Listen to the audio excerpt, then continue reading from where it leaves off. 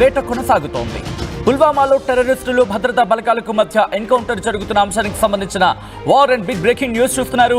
ఎదురు కాల్పుల్లో 3 ఉగ్రవాదులు మృతి చెందారు. మృతుల్లో పహల్గామ్ దాడిలో పాల్గొన్న టెర్రరిస్ట్ ఆసిఫ్ షేక్ కూడా ఉన్నాడు. 2 రోజుల్లో 6 టెర్రరిస్టులను మట్టుబెట్టింది భారత ఆర్మీ. ఆపరేషన్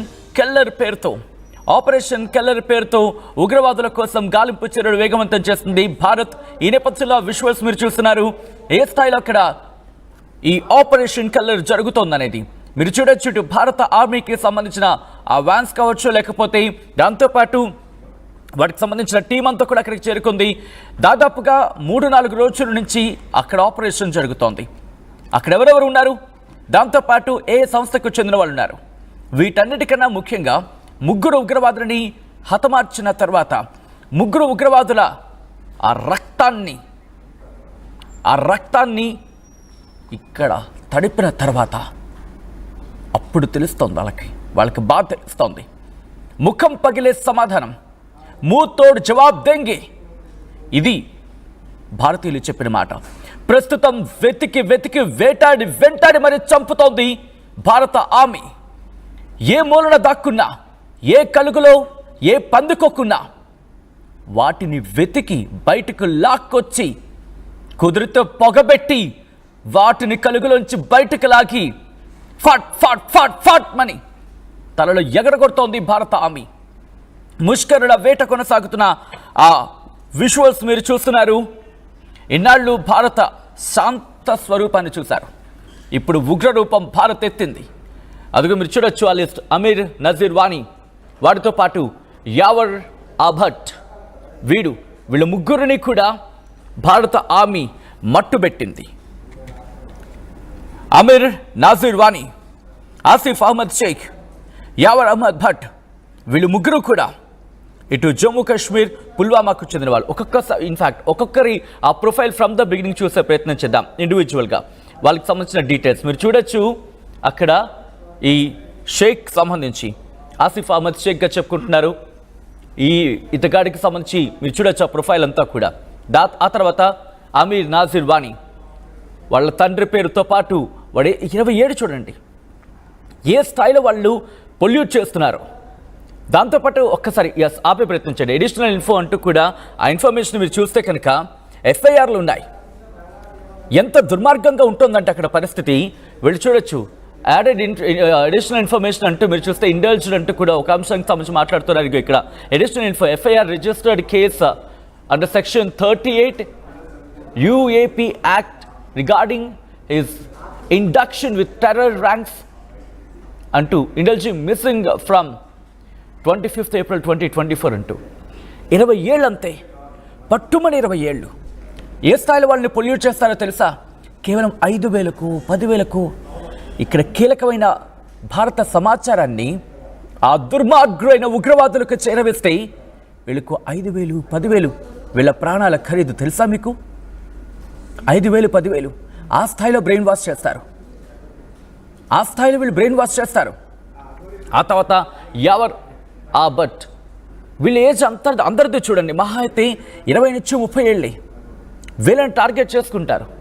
ఇదిగో వీడిది అడిషనల్ ఇన్ఫర్మేషన్ చూస్తే indulge Born on 24th October 1997 and he completed his BA second year. He started supporting his family from the year అంటూ అక్కడ మెన్షన్ చేశారు. సో ఆ డీటెయిల్స్ అని మీరు చూడొచ్చు. పూర్తిగా అయితే మాత్రం భారత భద్రతా బలగాలు ప్రస్తుతం ఆపరేషన్ని కంటిన్యూ చేస్తున్నాయి. మృతుల్లో పహల్గామ్ దాడిలో కీలక పాత్ర పోషించిన టెర్రరిస్ట్ ఆసిఫ్ షేక్ను కూడా పట్టుకున్నారు. మా ప్రతినిధి రామ్దాస్ అప్డేట్స్ అందించేందుకు సిద్ధంగా ఉన్నారు. రామ్దాస్, ఆపరేషన్ కెల్లర్ ఎంతవరకు వచ్చింది? ప్రస్తుతం ఆపరేషన్ కెల్లర్ స్టేటస్ ఏంటి?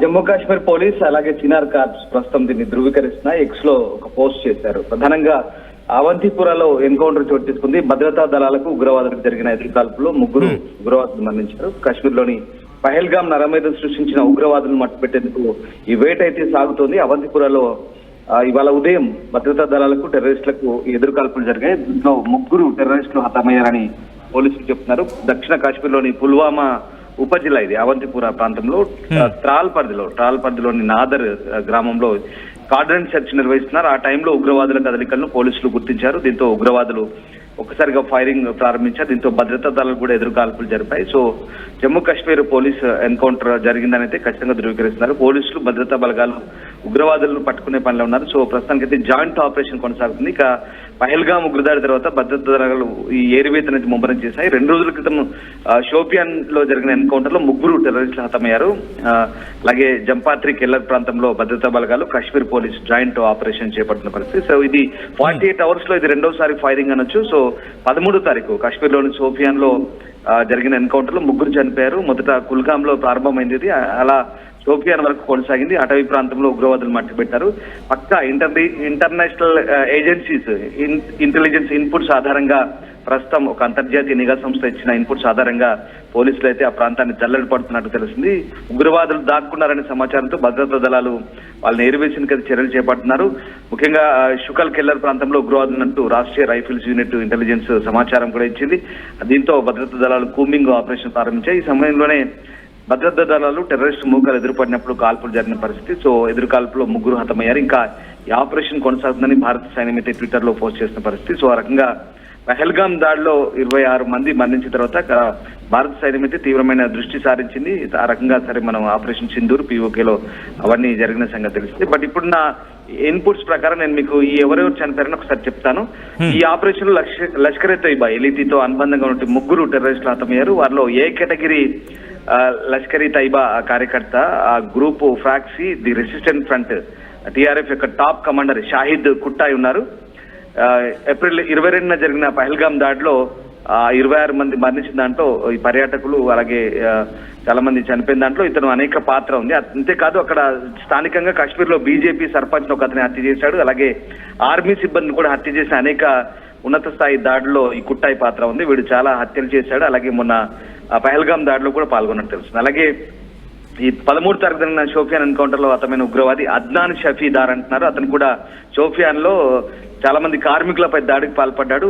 అలాగే కేటగిరీ సి ఇంకా ఎల్ఈటీ కార్యకర్త 3వ ఉగ్రవాది గుర్తింపు ఇంకా ధృవీకరించాల్సింది. సో ఈ రకంగా చాలా కీలకమైన ఉగ్రవాదులే త్రాల్లో జరిగిన ఈ ప్రస్తుత ఎన్కౌంటర్ లో. సో ఇటీవలి కార్యకలాపాలకు వీళ్ళకు సంబంధం ఉన్నట్టుగా చెప్తున్నారు. కాశ్మీర్ లోయలో ఉగ్రవాద ముప్పులను ఎదుర్కోవడానికి భద్రతా దళాలు చేస్తున్న ప్రయత్నాలు అయితే ఇప్పుడు సక్సెస్ అయితేనే చాలా చురుగ్గా చేస్తున్నారు.